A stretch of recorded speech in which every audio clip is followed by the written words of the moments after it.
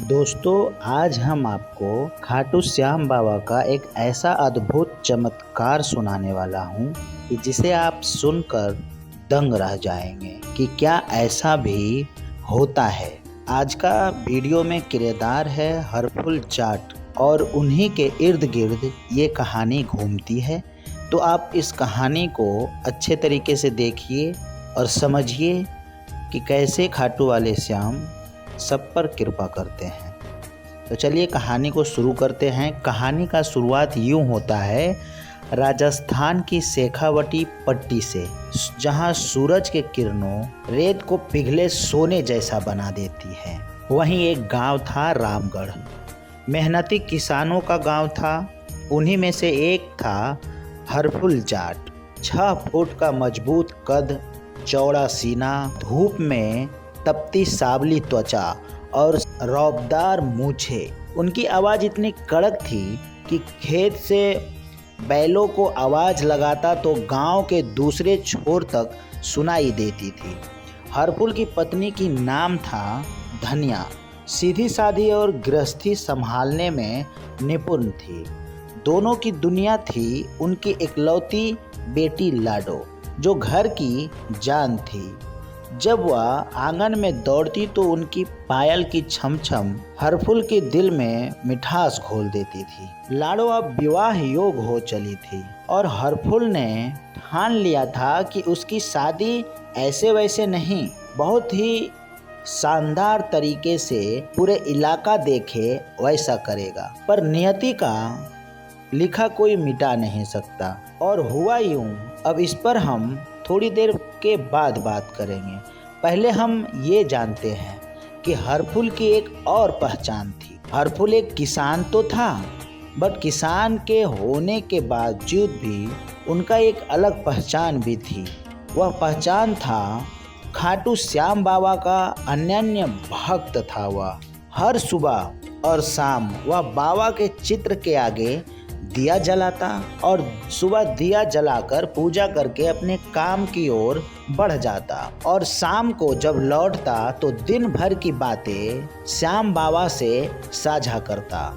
आज फसल अच्छी लग रही है, बाबा तेरी कृपा बनी रहे।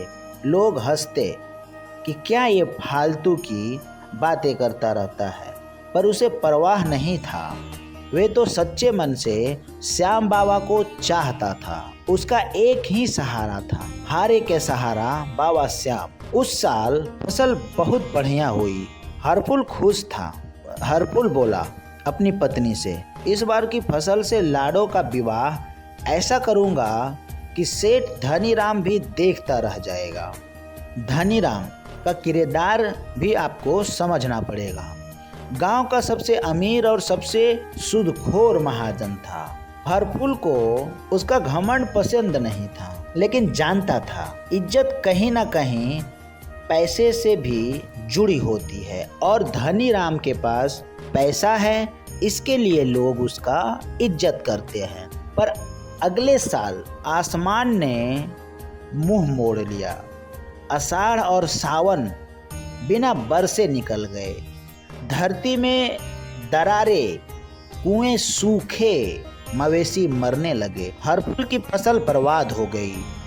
जो जमा पूंजी था वह खत्म हो गया और जमा पूंजी खत्म होने के कारण कर्ज बढ़ गया और कर्ज सेठ धनीराम से ली। सेठ धनीराम रोज ताने देता, कहाँ गया तेरा हारे का सहारा? अब तो खुद हार गया ना। हरफुल के सीने में आग जल उठी, पर वे बेबस था, कुछ बोल ना सका। एक रात वे अपने सूखे खेत में बैठा फूट फूट कर रो रहा था। बाबा अब बस, या तो आज मेरी सुन या मैं तुझे मानना छोड़ दूंगा। दुनिया कह रही है कि हरफुल का भगवान भी हार गया। वे रात भर आसमान को देखता रहा। अचानक उसे लगा जैसे कोई आवाज आ रही हो। हरफुल, सच्चा विश्वास कभी हारता नहीं। तू कर्म कर, फल मुझ पर छोड़। सुबह वह उठा, उसके भीतर नई ऊर्जा थी। वे बोला, ठीक है बाबा, अब मैं कर्म करूंगा, पर बीज नहीं है।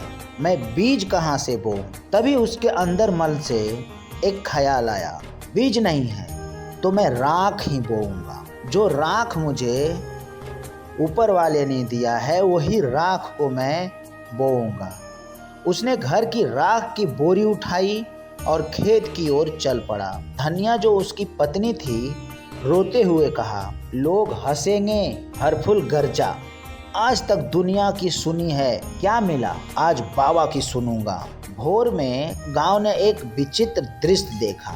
हरफुल जाट सूखी धरती पर हल चरा रहा था और पीछे धनिया राख बिखेर रही थी। गांव वाले लोग हंस रहे थे।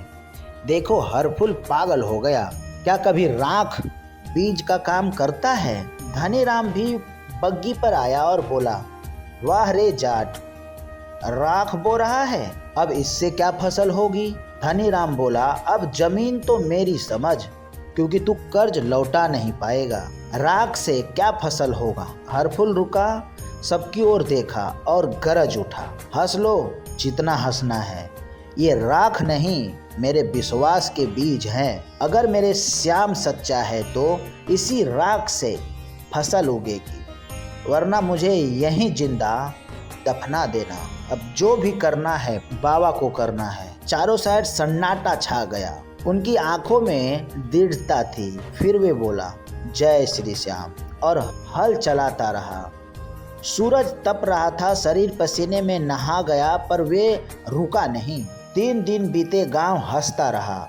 चौथे दिन दोपहर को हरफुल खेत की मेड़ पर बैठा था कि पश्चिम दिशा से एक काला बादल उठा।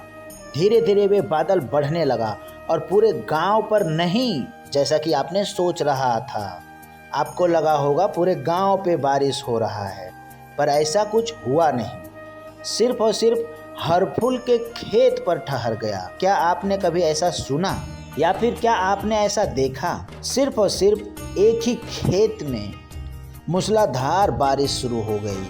बाकी इलाका सूखा था, पर उसके खेत में सावन बरस रहा था।